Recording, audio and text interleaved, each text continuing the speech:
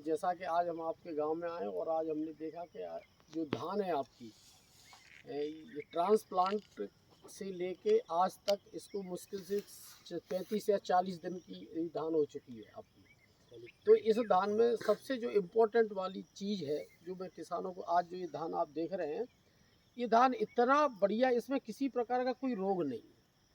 इसके कल्ले बहुत अच्छे, कंसे जिसको कहते हैं, बहुत अच्छे फूटे हैं। इसका कारण 3-4 कारण है जो मैं आपको बताना चाह रहा हूँ। कि सबसे पहला तो ये कि हमारे जो किसान भाई ने जो धान जो ट्रांसप्लांट की है, वो एक तो बीज उपचार किया है, बहुत अच्छी तरह से बीज उपचार किया है।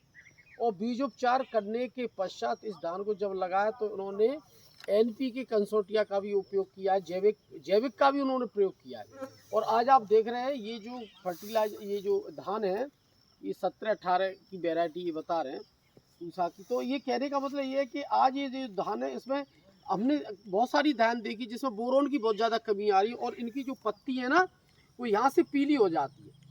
और कुछ पत्ती, अभी धान हमने एक रायसेन जिले के किसान के हम खेत में गए तो हमने देखा उसकी धान में पूरी जो पत्ती है वो ब्रॉन्ज हो गई है, यानी कहने का मतलब धुंधली टाइप की हो गई है, यानी उसमें खैरा नामक रोग लग गया जिंक की कमी से।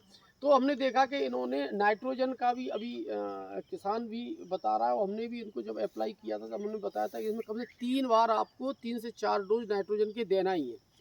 इन्होंने जो नाइट्रोजन को दिया वो स्प्लिट करके दिया, मतलब पूरा एक साथ नहीं दिया, पहले कुछ दिया फिर दूसरा दिया। अब ये जो धान की जो अवस्था है, इस अवस्था में इन्होंने जो नाइट्रोजन दिया है, ये 2 बार नाइट्रोजन का ये स्प्लिटिंग कर चुके हैं। इसमें तीसरी बार ये धान का फिर करेंगे एक बार। तब आप देखोगे कि जब कुछ धानों में तो अभी कई जगह आप देख रहे होंगे कि उनके कंसे निकल रहे हैं धीरे धीरे। तो आप देखोगे कि इसमें जो नाइट्रोजन सबसे बड़ा इम्पोर्टेंट कारक है। यूरिया का प्रयोग हमारे किसान भाइयों को, हम किसान भाइयों को बताते कम से 100 से 150 किलो यूरिया प्रति हेक्टेयर हमारे किसान भाइयों को अपने खेत में प्रयोग करते रहना चाहिए। और इसके पश्चात इसमें अभी जैसा कि हम लोग भी लेके आए बीजी है, जो ब्लू ग्रीन एल्गी है, इसका यदि एक बार और ये प्रयोग कर दे तो इस धान में ये समझ लो बिल्कुल इसका कलर एकदम बदल जाए, बिल्कुल हरे कलर की हो जाएगी एकदम। तो कहने का मतलब है कि इसमें बहुत सारी जो कहना चाहिए ब्लू ग्रीन एल्गी है, NPK कंसोर्टिया भी इन्होंने प्रयोग किया है, बीज उपचार भी इन्होंने इसमें प्रयोग किया है। तो कहने का मतलब ये जो धान हम जो देख रहे हैं, इतनी बढ़िया अच्छी धान देख रहे हैं कि आप देख रहे होंगे कि किसी प्रकार का कोई इसमें रोग नहीं है, किसी प्रकार का कोई इसमें रोग नहीं है। और इसके कारण आप देखोगे इनकी पत्तियां बहुत अच्छी है। बशर्ते अभी इनको एक डोज या जरूरत पड़ेगी हमें तो जिंक का हम एक डोज और इनको अप्लाई करने के लिए बोलेंगे कि जिंक का उनको थोड़ा सा देना है। तो किसान भाइयों, मेरे कहने का मतलब है कि आपको अपने जो इस समय का जो समय चल रहा है वो आपको विशेष रूप से ध्यान देने का। आपको खेत पर बार बार आके देखना है कि कहीं किसी प्रकार की कोई पत्ती में, क्योंकि अब हम जो पहचानेंगे वो पत्तियों से ही पहचानेंगे। तो पत्तियों को आपको देखना है कि पत्तियों में कहीं ब्रॉन्ज नहीं हो रहा है, लाइन तो नहीं आ रही किसी पत्ती में। यदि किसी पत्ती में लाइन आ रही है तो आपको बिल्कुल सतर्क हो जाना है कि आपकी खेत में जिंक की कमी हो सकती है। तो ज़्यादा से जो दिक्कत आएगी वो जिंक की आएगी।